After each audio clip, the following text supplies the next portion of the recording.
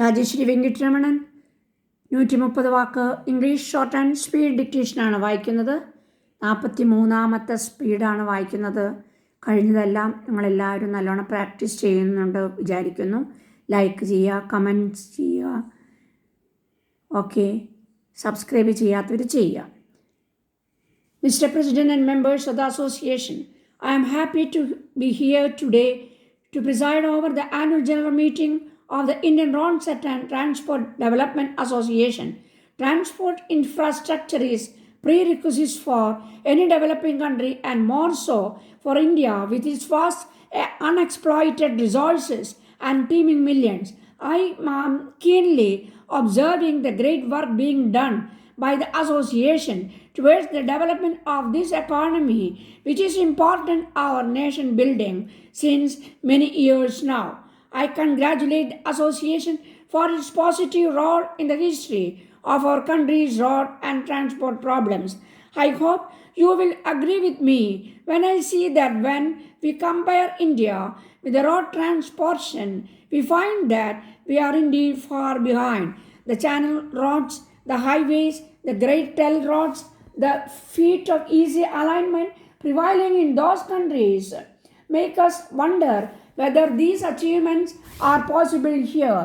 But there is no reason for us to feel complacent because we have associations like yours which are striving for improvement of this economy, eminent engineers who are second to none in the field and other favorable sectors. As you are aware, government is also making every effort to develop transport sector. If this may be substantiated with figures about the percent of national output on an average and about 38% of the revenue derived from taxation have been invested on road development works under the central and state plans during the last 3 planned periods, it could be said that striking progress has on the whole been achieved in expanding the system. There is, however, an increasingly marked need for considerable improvement of the existing facilities.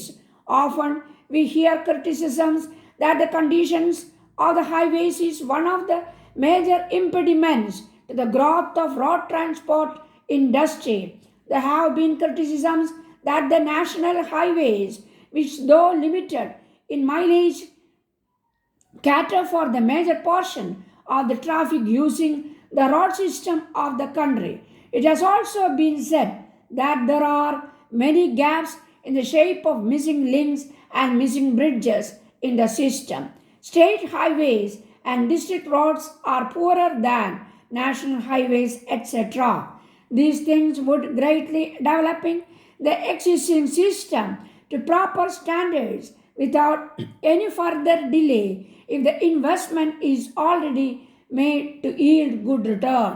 I have great interest in the development of rural areas.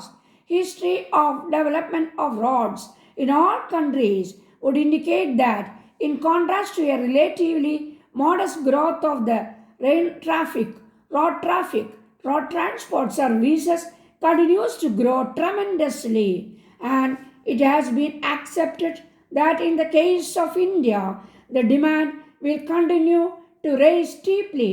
The Green Revolution, the resulting rise in rural income, has created a more powerful demand. I am glad to learn that the association has opened branches in Delhi, Calcutta, Madras, and sub-offices at Bangalore and Hyderabad. The association has become an expert body in the field of transport in general and road transport in particular. It is gratifying indeed to learn that each regional association has its own program to go deep into the problem and express its views to the state government. I hope that this meeting will ponder over all the problem and find solutions for them during its deliberations. Dear sir, you may be surprised to note the contents of this letter after a long time being commerce graduates and having passed senior grade examinations in English typewriting and shorthand, I have now thought of starting Commerce Institute in my hometown under the self-employment program for educated unemployed. I have already registered my name under the scheme and given my project